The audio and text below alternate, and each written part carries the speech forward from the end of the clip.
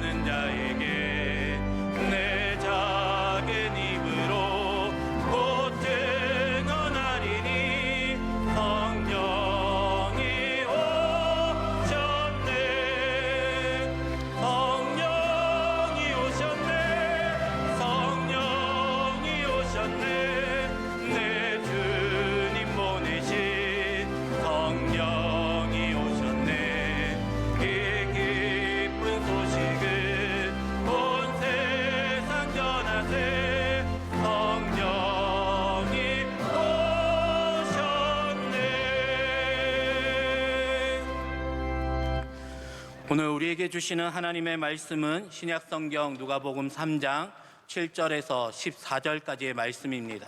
누가복음 3장 7절에서 14절까지의 말씀을 저와 여러분이 한 절씩 교독하시겠습니다. 요한이 세례받으러 나아오는 무리에게 이르되 독사의 자식들아 누가 너희에게 일러 장차 올 진노를 피하라 하더냐.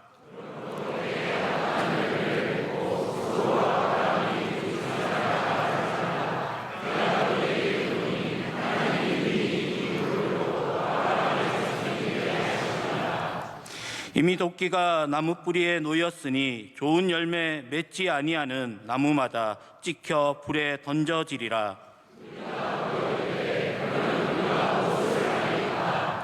대답하여 이르되 옷 두 벌 있는 자는 옷 없는 자에게 나눠줄 것이요 먹을 것이 있는 자도 그렇게 할 것이니라 하고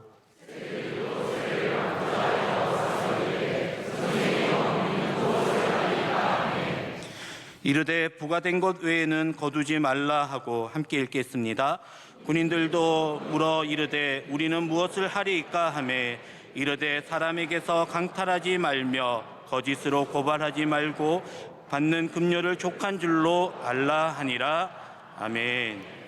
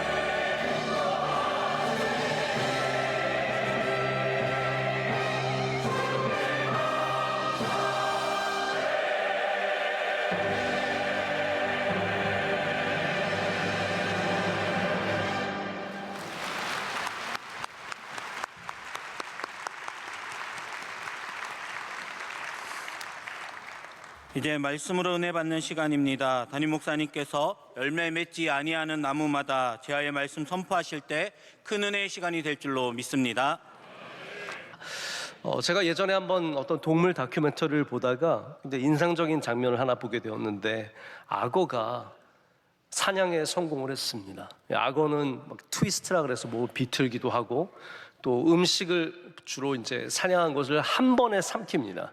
얘는 뭐 씹어서 먹을 줄 모르고 안에다 넣어놓고 그거를 이제 녹여서 먹는 그런 뱀과 비슷한 스타일인데, 얘가 한 동물을 잡아서 입에 물고 천천히 씹어 먹는데, 카메라가 이제 무빙을 해서 그 머리를 이렇게 비추니까 악어의 눈에서 눈물이 흐르고 있습니다. 그래서 근데 이게 제가 저만 보는 게 아니라 온 인류가 예전부터 악어가 사냥한 걸 보지 않았습니까? 그러면서 악어가 많은 지역에 사는 나일강 근처 뭐 수많은 이러한 곳에 사는 사람들은 악어가 사냥 후에 음식을 먹으면서 눈물을 흘리는 것을 많이 봤습니다. 그래서 그걸 악어의 눈물이라고 합니다. 악어의 눈물, crocodile's tear라고 하는 이 악어의 눈물이 있는데, 그래서 많은 사람들은 뭐라고 생각했냐면 악어가 자기가 먹는 그 짐승이 불쌍해서, 너무 미안해서 눈물을 흘리는 것이다라고 했는데, 이제 많은 과학자들이 연구를 하면서 깨달은 것이 무엇입니까? 이 강력한 턱으로 음식을 씹는 가운데 이것이 눈물샘을 자극해서 그냥 자연스럽게 눈물이 나온다는 것이죠. 그래서 턱 근육이 발달되어 있는 악어가 음식을 먹을 때 눈물이 자동적으로 흘러나온 겁니다. 자, 여기 악어의 슬픔이 있습니까? 없습니까? 없습니다. 악어가 이 눈물을 흘린다고 해서 다음에 이 동물을 잡아먹지 않을까요? 아닙니다. 다음에 기회가 된다면 또 잡아먹을 것이고 영원히 죽을 때까지 그 동물을 잡아먹을 것입니다. 눈물은 흐르지만 마음과는 아무런 상관이 없습니다. 이 악어는 여전히 사냥하고 있고 여전히 먹고 있고 같은 방식의 삶을 살아갑니다. 눈물이 흘러도 그의 삶은 변하지 않습니다.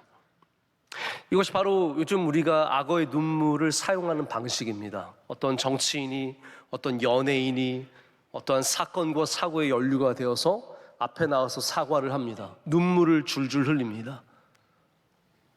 얼마나 안타까운 마음을 갖고 있는지, 거기에 대해서 뉘우치고 있는지, 후회하고 있는지, 정말 죄송한 마음을 갖고 있는지 눈물을 줄줄 흘리지만 정작 삶으로 돌아가서는 단 하나도 변하지 않는 삶, 우린 그것을 가리켜 악어의 눈물이라고 합니다.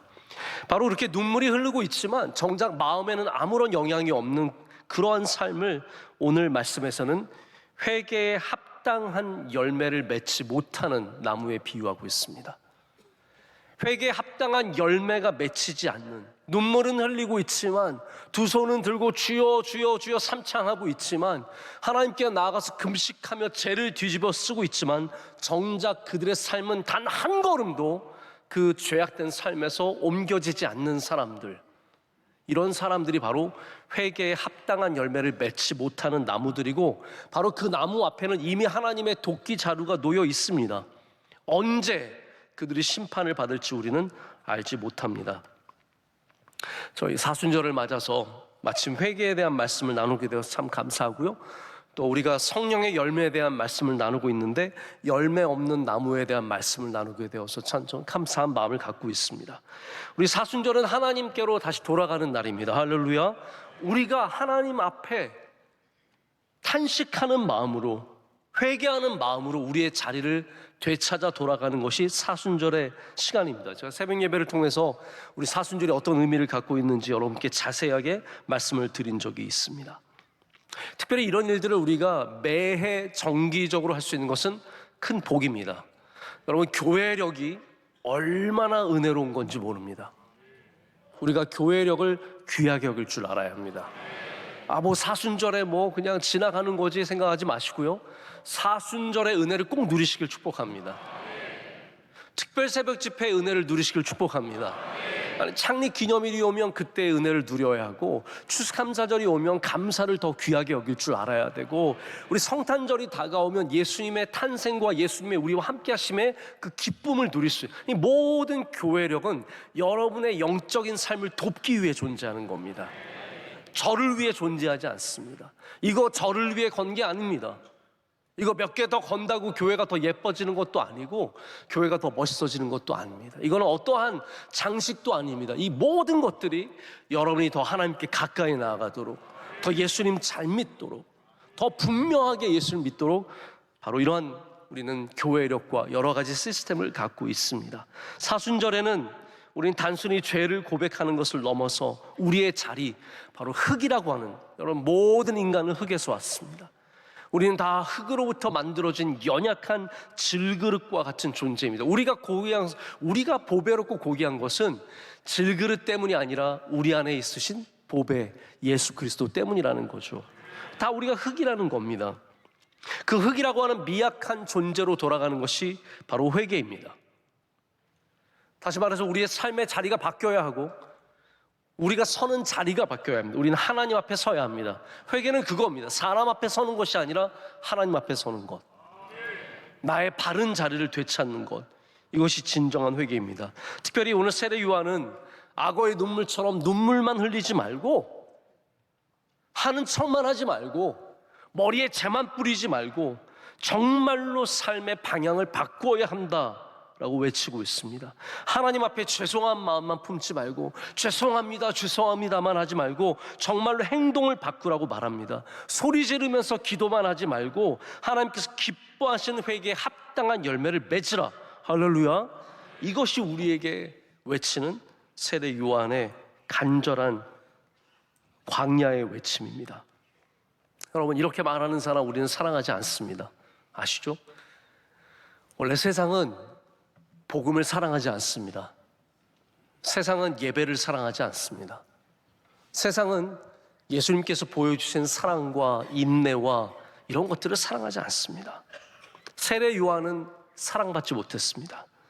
특별히 저 힘 있는 사람들에게 사랑받지 못했습니다. 여러분, 이게 바로 어쩌면 복음의 길입니다. 복음의 길은 힘 있는 사람에게 인기 있는 것이 아닙니다.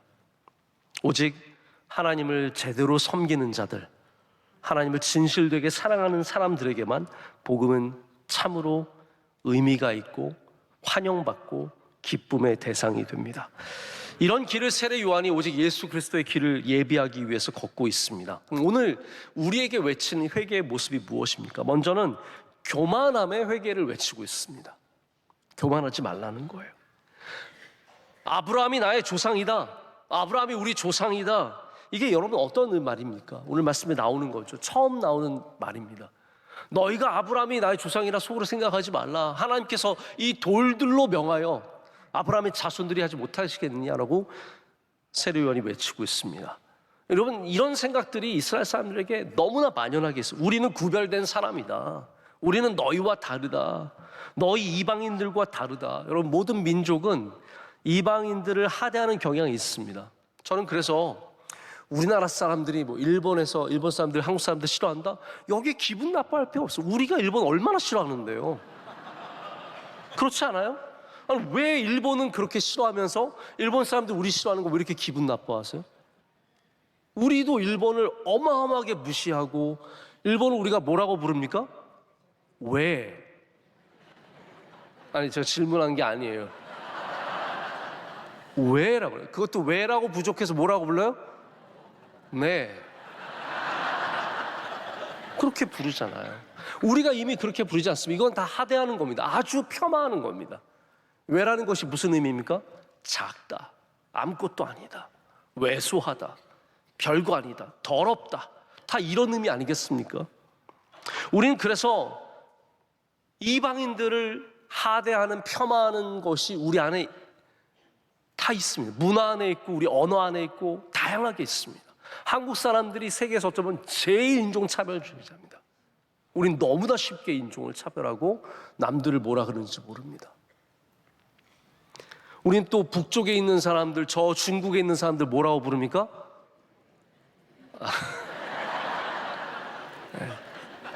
네. 있잖아요. 오랑캐라고도 부르고요. 네. 원래는 오랑캐가 그냥 사람이라는 뜻이었다고 합니다. 그런데 우리는 저 시간이 지날수록 저 너머의 사람들을 낮추게 되었고, 여러분 우리가 뭐라고요? 대한민국 조그마한 나라에 아무것도 아닌 우리들이 뭐 대단하다고. 일본이요, 면적이 우리보다 얼마나 큽니까? 인구가 1억 2천입니다. 우리와 비교하지 못하게 많은 사람들이 거기 살고 있습니다. 그들의 과학이 노벨상을 매해 탑니다. 물리학상, 화학상, 이거 끊임없이 걔네들은 타냅니다. 중국 사람들은 몇 억입니까? 10억이 넘습니다. 이 어마어마한 대륙의 대단한 나라를 우리는 예? 맨날 우습게 여기고.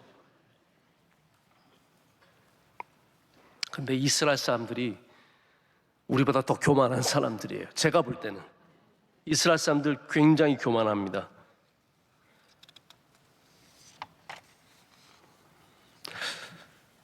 모든 이방인들은 다 저주받은 사람이고 우리만 택함받은 사람이에요. 근데 그것이 이스라엘이 우월해서 하나님께서 택하신 겁니까? 아닙니다. 오늘 세례요한이 그걸 명확하게 말하는 거예요. 이 돌들로도 아브라함의 자손을 세울 수 있다. 너희들이 훌륭해서 너희들이 대단해서 이스라엘 사람 된 거 아니라는 거예요. 택함을 받은 게 아니라는 겁니다. 여러분 우리가 내가 남들보다 낫다는 교만함, 이거 반드시 회개해야 합니다. 할렐루야. 내가 남들보다 다 그런 생각을 갖고 있어. 내가 그래도 저 집사보단 괜찮지. 내가 그래도 저 구역장보단 괜찮지. 우리 교구가 그래도 저 교구보단 괜찮지. 우리 찬양대가 저 찬양대보단 괜찮지. 다 자기의 우월성을 갖고 있습니다. 남자들 다 그렇게 생각해요. 내가 그래도 저 남편보다는 훨씬 좋은 남편이지. 목사들도요, 다 그렇게 생각해요. 내가 그래도 저 목사보단 괜찮은 목사지. 우리 교회가 저 교회보단 좋은 교회지. 여러분 이게 하나님 앞에서 얼마나 웃긴 얘기인지 모릅니다. 실제로 우리나라에 죄송한 얘기지만 이런 교만한 교회들이 너무나 많습니다. 우리는 좋은 교회야. 저 교회들은 잘못된 교회야.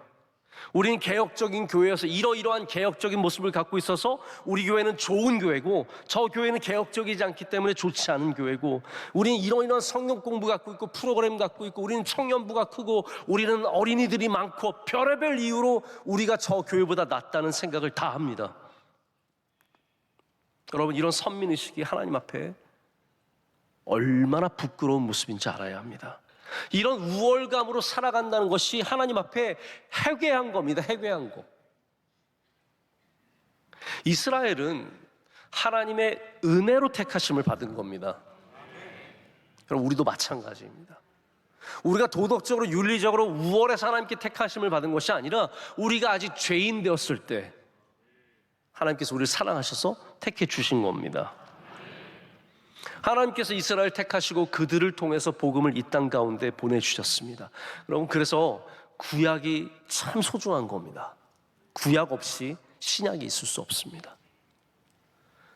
이스라엘 없이, 유다 민족 없이, 예수 그리스도 없이, 이 다 모든 것들은 복음을 완성시키는 기초입니다. 그래서 여러분 절대로 구약 없이 신약만 읽으시면 안 됩니다. 예수님만 중요하면 안 됩니다. 이 이스라엘이라고 하는 도구가 하나님의 구원의 사역에 얼마나 중요한 키의 역할을 하는지 모릅니다. 자, 그러나 그렇다고 해서 그들이 더 나은 존재냐? 그렇지 않다라는 거예요. 방금 말씀드린 것처럼 세례 요한은 하나님께서 이 돌들로도 아브라함의 자손이 될 수 있게 하실 수 있다라고 말합니다. 여러분 돌이라는 게 어떤 겁니까? 돌은 이스라엘에서 가장 가치 없는 것입니다. 돌은 이스라엘에서 가장 흔한 겁니다. 자, 우리나라에 오면 옛날 건물들이 다 뭐로 지어 있습니까? 나무로 지어져 있습니다. 우리나라는 그래서 전쟁 때 좋은 건물들은 다 탔습니다.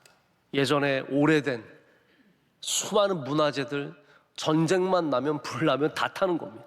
나무니까요. 이스라엘은 오래된 건물, 여러분 그리스 가보십시오. 판테온 신전이 아직도 남아 있습니다. 왜 그래요? 돌로 만들었으니까. 돌이 많은 나라입니다. 이스라엘은 모든 것을 돌로 했습니다. 집을 돌로 졌습니다. 그런데 세례 요한이 왜 이 돌들이라는 표현을 쓰냐 하면 이 가장 흔하고 흔한, 가장 가치 없어 보이는 것도 하나님이 쓰시면 귀하게 될 수 있다라는 거예요.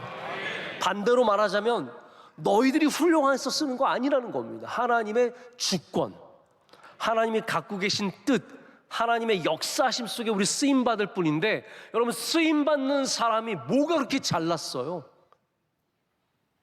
내가 뭐가 그렇게 대단해서, 내가 훌륭해서, 내가 없으면 안 되고, 이런 선민의식에 빠져있는 이스라엘 사람들에게 지금 세례 요한이 강력한 회개의 촉구를 하고 있는 겁니다. 어쩌면 이스라엘 사람들이 이런 생각을 했을지 몰라요. 세례라는 게 제가 언젠가 기회가 있으면 여러분께 구약의 세례와 세례의 역사를 한번 좀 우리가 보면 참 좋겠다는 생각이 들어요. 왜냐하면 세례가 여러분 잘 아시겠지만 구약에 많이 나오지 않습니다. 그런데 우리 세례 요한을 통해서 갑자기 만나게 되고, 특별히 예수님께서 우리에게 세례 받게 하시기 위해서 세례의 본을 보여주셨습니다. 그럼 세례는 누가 받았느냐? 당시에 이렇게 두 종류예요. 하나는 뭐냐면 이방인인데 유대교로 회종할 이 마음을 바꿔서 돌아오는 사람들, 바로 그러한 사람들을 위해서 세례의 기회를 줘서 세례를 통해서 유대인이 되게 하는 겁니다. 또 하나는 여기에 수많은 세리들과 이 군인들이 나오죠. 죄의 사함을 받기 위해서 이 세례를 받는 사람들이 있었습니다. 그러면 지금 유대인들이 뭐라고 생각하는 거예요? 세례는, 저 회개는 누가 해야 되는 거예요? 이방인들이 해야 되는 거예요. 이방인들이 회개하고 세례 받아서 구원함을 얻는 거고 우리는 상관없다라고 말하는데, 세례 요한은 정말로 회개할 사람이 누구인지를 가르쳐 주는 겁니다. 바로 너희들, 이스라엘 사람들. 여러분, 우리가 세상을 향해서 회개하라고 외칠 거 없습니다. 우리가 회개해야 합니다. 예수님 잘 믿는 사람들이, 교회에서 직분 좀 갖고 있는 사람, 특별히 수요 예배 나오신 여러분들이, 여러분, 수요 예배는 우리는 차원이 있잖아요. 그렇죠? 우린 수요 예배 나온 사람이잖아요. 겸손한 척 하지 마십시오, 여러분. 우리는 수요 예배 나온 사람, 남들보다 그래도 조금 더 헌신되어 있는 사람 맞잖아요. 아니에요, 맞잖아요. 지나가다 문 열려 있어서 들어오신 분 계세요? 우리 대부분 피곤하고 힘든데, 특별히 제가 감사하게 생각하는 것은 오늘 오신 여러분들은 특별 새벽 집회 가운데 수요일 저녁 예배 오신 분들이에요. 여기에는 플러스 알파가 있습니다. 제가 볼 때 지난 연휴 때보다 오늘 더 적게 나왔어요. 연휴보다 무서운 게 특별 새벽 집회입니다. 우리에게 얼마나 많은 피로감이 있다는 거 아니겠습니까? 자, 그럼에도 불구하고 여러분들은 수요 저녁 예배 나오셨어요. 잘하셨습니다. 자, 그런데 우리가 회개해야 합니다. 저 집사가 수요 예배도 안 나오고, 권사가 돼가지고 수요 예배도 안 나오고, 장로님이 수요 예배도 안 나오고, 목사님들이 수요 예배 나와서 다 졸고 있고. 여러분, 남들을 보지 마시고요, 내가 아무것도 아님을 아시고 회개하시길 축복합니다. 사순절은 우리의 교만함을 철저하게 하나님 앞에 내려놔야 합니다. 나 몇 대째 믿은 사람이야. 나 성경 많이 읽어. 나 기도 많이 해. 나 전도 많이 해. 나 교회 오래 다녔어. 나 이 교회에서 이런 직분을 갖고 있어. 여러분, 절대로 우리를 더 우월하게 만드는 것이, 하나님께 낮아질수록 그게 더 귀한 것입니다. 겸손이 우월함입니다. 겸손이 우리가 가질 수 있는 최고의 우월함입니다.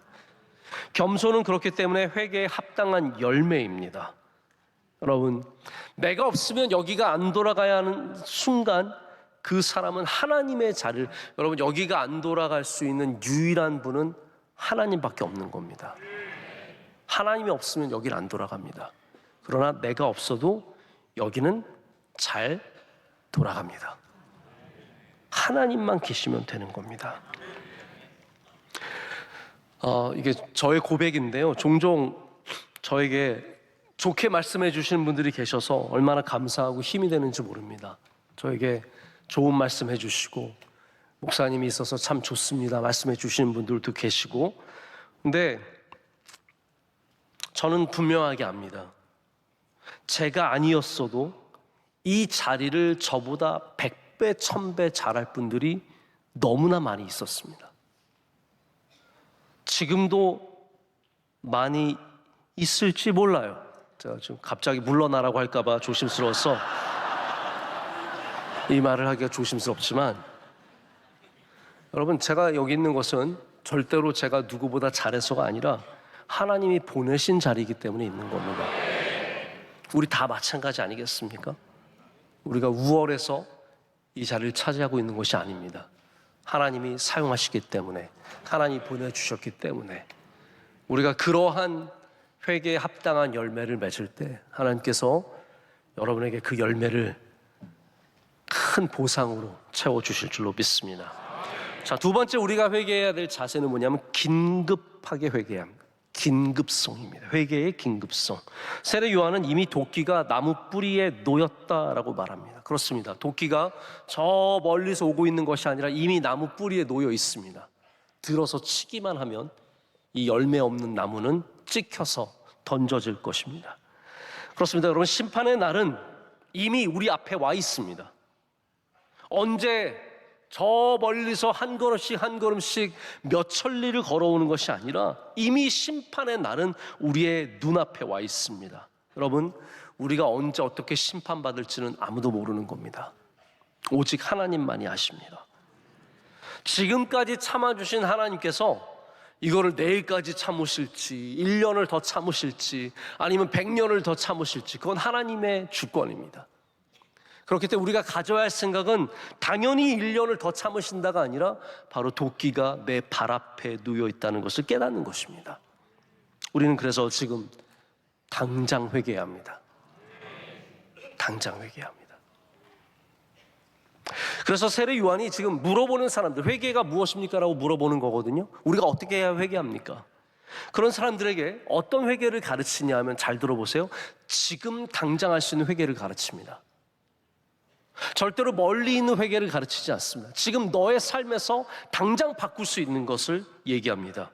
그래서 우리가 무엇을 하리이까? 라고 묻지 않습니까? 오늘 우리가 어떻게 해야 회개합니까? 우리가 무엇을 하리이까? 어떻게 하면 그러면 합당한 열매를 맺는 회개입니까? 라고 했을 때 세례 요한이 그러면 가서 신학을 공부하고 와서 목사가 되고, 뭐 훈련을 받고 와서 선교사가 되고, 뭐 DTS 가서 공부하고, 이런 얘기 하나도 안 합니다. 뭐라고 말하냐면, 지금 옷 2벌 있는 자는 가서 하나를 없는 자에게 나눠줄 것이고, 할렐루야, 지금이에요. 지금. 나중에 옷을 많이 갖게 되거든이 아니라 지금 옷 2벌 있는 자는 옷 없는 자에게 나눠주고, 먹을 것이 있는 자들은 가서 먹을 것을 나눠주라라고 말합니다. 마치 오병이어의 기적에 한 소년이 쓰임받는 것처럼 우리의 것을 지금, 나중이 아니라, 다음이 아니라 지금 주님께 내어드리는 것이 회개에 합당한 열매라는 말입니다. 여러분, 우리가 언제 예배 드려야 합니까? 지금 드려야 합니다. 1년 뒤에 시험 다 끝나거든 드리겠습니다. 5년 뒤에 내가 회사 은퇴하고 드리겠습니다. 3년 뒤에 내가 아이들 다 키우고 나서 예배 드리겠습니다가 아니라 지금, 우리는 당장 예배를 회복해야 하고 주님께 예배로 나아가야 한다는 겁니다. 여기 이 물어보던 사람들 중에 민족의 역적 세리들이 있었습니다. 여러분, 이 사람들이 어떤 사람들입니까? 지금의 우리 역사로 따져보면 조선시대의 순사 같은 사람들입니다. 세리는 누구라고요? 순사라고요. 순사들이 어떻게 했습니까? 일본에 빌붙어서, 죄송합니다, 혹시 부모님 중에 순사셨던 분 계십니까? 일본에 빌붙어서 동족을 어렵게 하고, 순사들은 한국말도 안 합니다. 조산징! 그래서 바로 칼로 쳐 죽이고 고발하고, 다 이 사람들이었어요. 비열하게 먹고 살던 사람들 아니겠습니까? 세리가 딱 그런 사람들입니다. 로마에서 요구하는 금액이, 채워야 하는 분량이 있습니다. 내가 채워야 하는 금액이 있습니다. 그러면 그거를 채운 다음에 나머지는 어떻게 하느냐? 내 맘대로 해요. 내가 돈을 더 벌고 싶으면 4배를 갚으라고 하고 6배를 내라고 하고 2배를 내라고 해서 그만큼 남는 것을 챙기는 사람들이 세리입니다. 그러니까 로마에 갖다 바치고 나서 모든 것들 동족들의 피를 빨아먹으면서 그들에게 세금을 징수했던 것 아니겠습니까? 악인의 대명사입니다. 그럼 여러분, 세리로서 회개할 수 있는 것이 무엇일까? 우린 당장에 야, 세리를 그만둬야 되는 거 아니야? 라고 생각할 수 있어요. 그렇죠? 세리 그만둬야 되잖아요. 어부가 되어야 합니까? 나는 조금 더 나은 직업, 조금 더 죄를 덜 짓는 직업인 어부를 해야 되는 거 아니겠습니까? 그런데 세례 요한은 어떤 회개를 요구하냐면 직업을 바꾸라고 말하지 않습니다. 여러분, 우리 많은 젊은이들이 제가 이렇게 상담을 하고 보면은 하나님 잘 믿기 위해서 직업을 어떠한 기독교적으로 갖고자 하는 분들이 있습니다. 물론 그것도 나쁘지 않습니다. NGO에서 일하는 것도 나쁘지 않고 다양한 기독교 단체에서 일하는 것도 나쁘지 않습니다. 그러나 하나님을 섬길 수 있는 방식은 너무나 많아요. 그러니까 지금 당장 세리를 그만두는 것만이 진정한 회개는 아니라는 거죠. 그러면 회개에게, 이 세리에게 요구하는 회개가 무엇이겠습니까? 그들에게 부과된 이상을 거두지 않는 것, 즉 정직하게 살아가는 일입니다. 회개는 여러분의 직업을 바꾸라는 말이 아닙니다. 지금 내게 주신 자리에서 지금 당장 하나님이 기뻐하시는 삶을 살아가는 것이 회개입니다. 여러분, 주부이십니까? 설거지하면서, 감사하면서, 찬양하면서 하면 하나님 기뻐하실까요? 기뻐하십니다. 청소하면서 이놈의 자식들 이렇게 버리지 말라고 했는데 맨날 욕하면서 이놈의 인생 내가 맨날 청소만 하다 죽겠구나 막 불평하면서 욕하면서 돌아서기만, 저도 치워보면 압니다. 애들은요 깨끗한 순간이 있을 뿐이지 우리의 삶은 지저분하게 되어 있습니다. 그래서 그 깨끗한 순간을 보는 사람들은 어우, 목사님 굉장히 깨끗하게 사시네. 아니요, 당신은 순간을 경험한 것입니다. 우리 모두가 그래요. 여러분의 삶의 상황 속에서 지금 당장 하나님께 영광이 되는 삶을 살아가는 것, 이것이 바로 회개라는 말은 아니겠습니까? 세리라는 직업 자체에 문제가 있는 게 아닙니다. 세금은 걷어야죠. 국가가 어떻게 운영을 해야 되는데 세금은 걷어야죠. 그러면 그 세금을 걷을 때 정직하게 걷는 방법이 있다는 거 아니겠습니까? 군인들도 마찬가지입니다. 사람들에게 강탈하지 말며, 힘이 있으니까 너희들 내놔, 통행료 내놔, 거짓으로 고발하지 말고, 정부에 이 사람에 대해서, 이 사람이 누구를 해쳐가지고 지금 어렵게 했습니다, 고발해서 그 사람에게 돈을 뜯어내고 받은 급료를 족한 줄로 알고 이게 부족하니까 어디 가서 부정한 방식으로 부를 쌓는 이런 모든 것들을 하지 말라고 말하면서 이게 바로 진정한 회개라고 우리에게 가르쳐주고 있습니다. 중요한 것은 어떤 회개를 하든지 여러분께서 시급성을 가져야 된다는 거예요. 지금 내 발에 마치 도끼가 놓여 있는 것처럼. 여러분 잘 아시죠? 사탄은 우리에게 안 한다고 말하지 말라 그래요. 집사님 성가대 좀 하세요. 저 안 해요. 그렇게 안 시킵니다. 사탄은 어떻게 시키냐면 다음 달부터 할게요. 내년부터 할게요. 회개도 똑같습니다. 회개의 시급성을 얘기할 때 여러분 가운데 가슴에 안 닿으신 분들은 꼭 생각해 보시길 바랍니다. 사탄은 항상 다음으로 미룹니다. 나중에 해도 괜찮아, 다음에도 괜찮아. 그렇지 않습니다. 오늘 이 저녁에 회개에 합당한 열매를 맺으시길 축복합니다. 자, 마지막으로 참된 회개는 열매로 드러납니다. 제가 사실 이 말씀을 토요일 날 주보에 넣기 위해서 준비하면서 제목을 정하고 본문을 보고 묵상하는 가운데 참 묘한 감정을 느꼈어요. 왜냐하면 기억하실지 모르겠는데 우리가 성탄절 때 예수님 탄생의 본문을 다뤘습니다. 누가복음 예수님 탄생하시잖아요.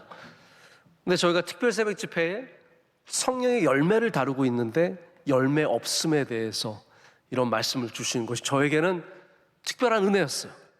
여러분은 아무렇지도 않으신 거겠지만 저에겐 특별한 은혜였어요. 다만 제가 열매 없음에 대한 문제를 당장 내일 모레 다룰 거기 때문에 오늘 여기에 대해서 자세하게 말씀을 드릴 수가 없습니다. 자, 세례 요한이 회개를 위해서 우리에게 요구하는 것이 무엇인지 잘 묵상해 보십시오. 세례 요한이 여러분께 회개하라고 하면서 뭐라고 말합니까? 눈물을 흘리라고 합니까? 자, 우리가 보통 회개와 연결시켜서 생각하는 우리 현상들이 뭐냐면 눈물, 그렇죠? 눈물 흘리고 콧물 흘리고 회개하면은 막 그게 실제로 그런 일들이 있습니다. 회개형이 우리 가운데 임할 때 정말 강력한 죄의식을 하나님께서 허락해 주시고 그 죄가 얼마나 큰지를 깨닫게 하시고 그것으로 인해서 하나님 앞에 처절하게 통회하는 마음 하나님 주십니다. 할렐루야. 여러분에게도 회개의 은혜가 있으시길 축복합니다. 분명히 있습니다. 그런데 세례 요한은 우리에게 울라라고 말하지 않습니다. 우리 구약 성경에서 회개 요구하는 바가 뭐냐면 금식입니다. 회개하는 사람은 금식을 해야 합니다. 모든 곡기를 끊고 하나님 앞에 나의 삶의 모든 근원들이 끊겼음을 고백하며 하나님만이 나의 삶을 살릴 수 있음을 고백하며, 금식은 그거 아닙니까? 여러분, 금식은 단순히 밥을 안 먹는 게 아니라 식사가 나의 삶의 근원이 아니라 하나님이 나의 삶의 근원입니다. 먹는 것이 내 삶의 전부가 아니라 하나님이 내 삶의 전부입니다 라고 고백하는 게 회개잖아요. 그게 바로 금식 아닙니까? 근데 세례 요한은 금식도 요구하지 않습니다. 그리고 나서 구약에서 우리가 제일 많이 만나는 말씀이 뭐냐면 머리에 뭘 뿌려요? 죄를 뿌리는 거예요. 머리에 죄를 뿌리고 하나님 앞에 가서 엎드려야 하는데 그러한 모습조차도 세례 요한은 요구하지 않습니다. 자, 이거 눈물을 흘리는 것도 그리고 금식을 하는 것도 머리에 죄를 뿌리는 것도 다 회개의 중요한 뛰어난 모습일 수 있지만 그게 만약에 우리의 삶의 변화와 아무런 상관이 없다면 아까 말씀드린 것처럼 이 모든 것들은 악어의 눈물에 지나지 않습니다. 울었지만 삶이 변하지 않습니다. 금식했지만 삶이 하나도 변하지 않습니다. 죄를 뿌렸지만 여전히 욕하고 다니고 여전히 남을 괴롭히고 다니고 여전히 사기치고 다니고 여전히 거짓말하고 다닙니다. 어떤 분이, 제가 이분을 알아요. 어렸을 때부터 뵀던 분이에요. 저보다 나이가 조금 있으신 분이신데 사무실에서 일하면서 이분이 도박도 하고 이것저것 하면서 교회 돈을 몰래 가져가고 다 들통이 났어요. 울며 불며 용서해달라고. 저한테 한 건 아니고 원로 목사님께. 원로 목사님 또 얼마나 불쌍히 여기는 마음이 있으십니까? 다시 썼어요. 그런데 얼마 지나지 않아서 또 교회 돈을 가지고 사기를 치고 거짓말을 하고 금전사고를 일으켰어요. 결국은 떠나가는 겁니다. 저는 그 교회 잘 다니는 분이, 예배 그 잘 드리는 분이 그럴 줄 하나도 몰랐습니다. 여러분, 회개의 기회가 있을 때 돌아서야 합니다. 눈물 흘린다고 끝이 아니에요. 여러분, 눈물 흘리는 거 믿지 마세요. 네? 죄송한 얘기인데 눈물 흘리면서 안 하겠다고 하는 거 그냥 그러리 하고 들어주셔야 돼요. 다시 할 때 90%가 다시예요. 저 다시는 도둑질 안 하겠습니다. 저 다시는 이런 짓 안 하겠습니다. 저 다시는 여기로 넘어가지 않겠습니다. 이런 눈물이 다 대부분이 악어의 눈물입니다. 저는 오히려 때로는 징벌을 받는 게 나을 때가 있다는 생각을 갖습니다. 왜냐하면 이걸 제가 이렇게 표현할 때 걸림의 복이 있습니다. 하나님께 걸려서 된통 혼나는 복. 걸려서 하나님 앞에 된통 혼나면요, 그때 돌아와서 잘 되는 사람은 진짜 복 받은 사람이에요. 그런데 걸리지도 않고 된통 혼나지도 않아서 계속 끌고 가면 결국 나중에 완전히 망해버리는 겁니다. 이런 일들이 얼마나 많은지 모릅니다. 저도 그런 경험이 있는데, 제가 프린스턴 신학교에서 공부할 때 마지막 페이퍼를 내는데 뭐 선생님이 이렇게 자세히까지 보겠어? 제가 대충 쓰면서 분명히 이거 인용 내가 이렇게 한 거 걸릴 것 같은데, 이거 문제가 있을 것 같은데, 뭐 심각한 문제는 아니어도 제가 문제가 있을 걸 알았어요. 그러나 그대로 냈죠. 바로 학교에서 변호사한테 연락이 왔어요. 저희 학교는 변호사가 있어요. 이런 문제들을 변호사가 다룹니다. 너 나 좀 보자는 거예요. 불길한 예감은 틀린 적이 없잖아요. 불길한 예감이 들어서 변호사한테 갔더니 너 이러이러한 문제가 있어서 너 성적을 줄 수 없다. 제가 선생님한테 찾아가서 눈물을 애통해하며 이럴 수 있습니까? 아니 제가 뭐 완전히 뭘 베껴 쓴 것도 아니고 여기 한 부분을 제가 갖다 쓴 이거 가지고 이렇게 할 수 있습니까? 소용없어. 미국 사람들 나쁜 놈들입니다. 얼마나 그런 사람들이 많아요.